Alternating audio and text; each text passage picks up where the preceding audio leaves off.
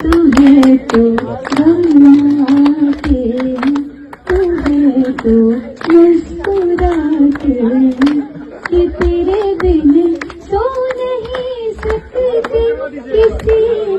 हो नहीं सकते। बीजेपी के फायर ब्रांड नेता, विवादों में रहने वाले नेता निशिकांत दुबे को लेकर एक खबर है, और एक खबर ऐसी खबर है जो कि एक तरह से कहे तो मीडिया में वो सुर्खियां नहीं बटोर पाई, या मीडिया ने उसको उस तरीके से उस खबर को नहीं प्रेजेंट किया, क्योंकि आपको पता है कि निशिकांत दुबे कितने हाई प्रोफाइल नेता हैं, और जितने हाई प्रोफाइल नेता हैं उतने अच्छे मैनेजर भी हैं। तो अच्छे मैनेजमेंट के तहत उनकी खबरें, निशिकांत दुबे से संबंधित जो नकारात्मक खबरें होती हैं वो मीडिया में नहीं आती है, जो सकारात्मक खबर होती है वही बस मीडिया में आती है। लेकिन इंडियन एक्सप्रेस ने एक छोटा का हम कह सकते हैं छोटी सी जानकारी दी, छोटी सी खबर एक बताई, और इंडियन एक्सप्रेस की इस खबर ने हमारी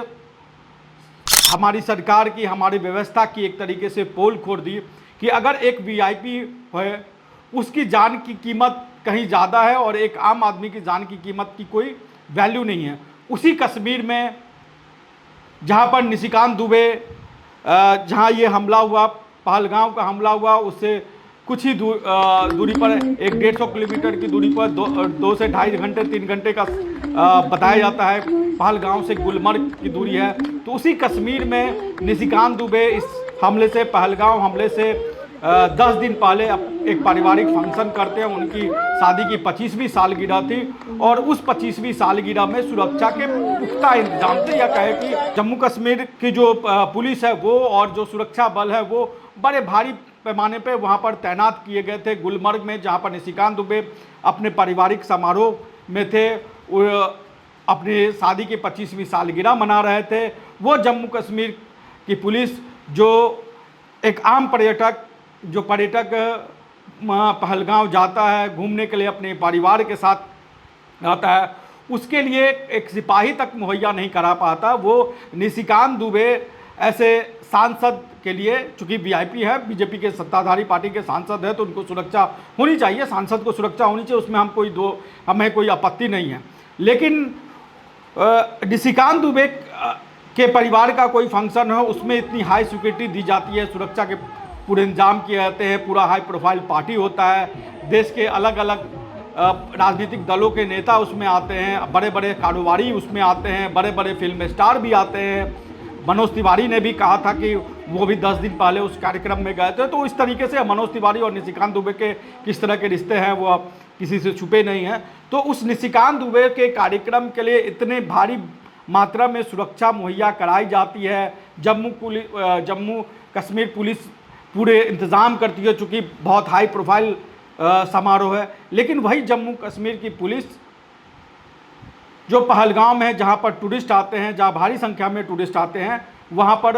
सुरक्षा का इंतज़ाम नहीं होता, और जहाँ पर ये आतंकवादियों ने हमला किया वहाँ कोई सुरक्षा नहीं थे, मतलब एक सिपाही तक नहीं था जो लाठी या बंदूक से किसी भी तरीके से विरोध कर पाता। अगर वहाँ सुरक्षा व्यवस्था होती तो जो जितनी बड़ी क्षति हुई है, जनहानि हुई है,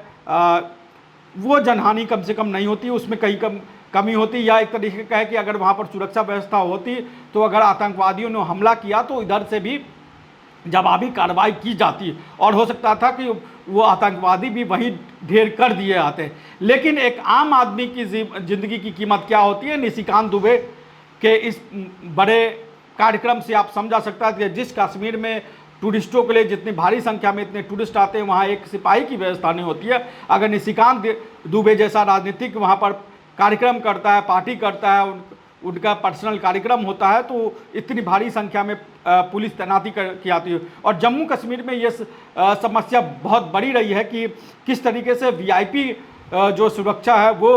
सुरक्षा पर ज़्यादा फोकस किया जाता है, एक आम आदमी, आम टूरिस्ट की सुरक्षा पर उस तरीके से ध्यान नहीं दिया जाता। और निशिकांत दुबे ने जिस तरीके से मैनेजमेंट किया, सुरक्षा का मैनेजमेंट किया, उसको लेकर बीजेपी के अंदर खाने से भी बहुत चर्चा है। और जिस तरीके से निशिकांत दुबे आप देख रहे होंगे कि सुप्रीम कोर्ट के चीफ जस्टिस से लेके तमाम तरह के विवादित उन्होंने बयान कहे, और हालांकि जेपी नड्डा ने उनको काउंटर भी कहा कि वो उनका निजी बयान था, जिस तरीके से उन्होंने चीफ जस्टिस के ऊपर बोला था।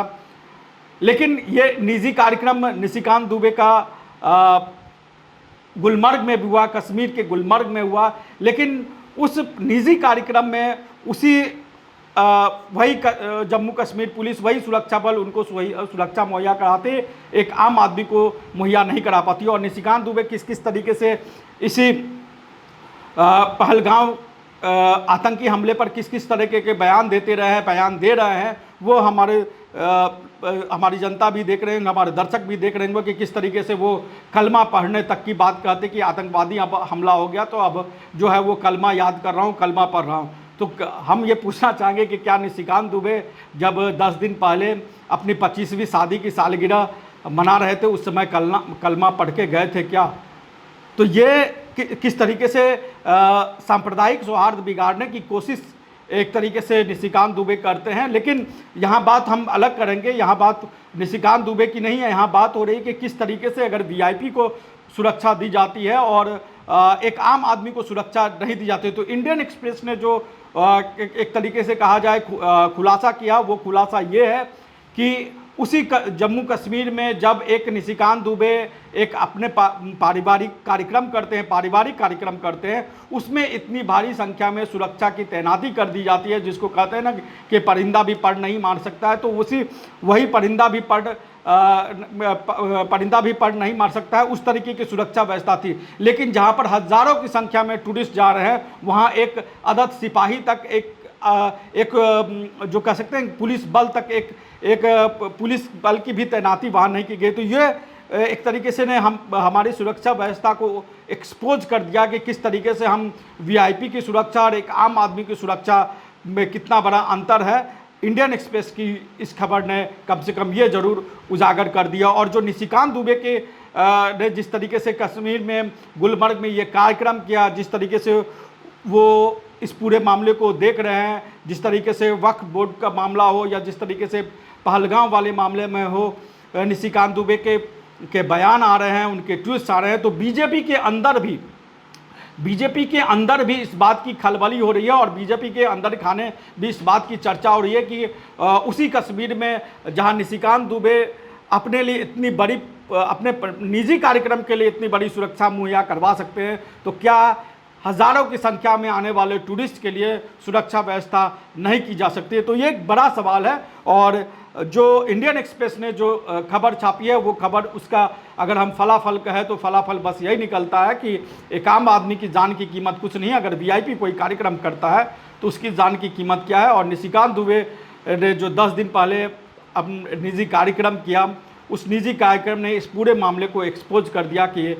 वीआईपी और एक आम आदमी में क्या अंतर होता है। तो जो इंडियन एक्सप्रेस की ये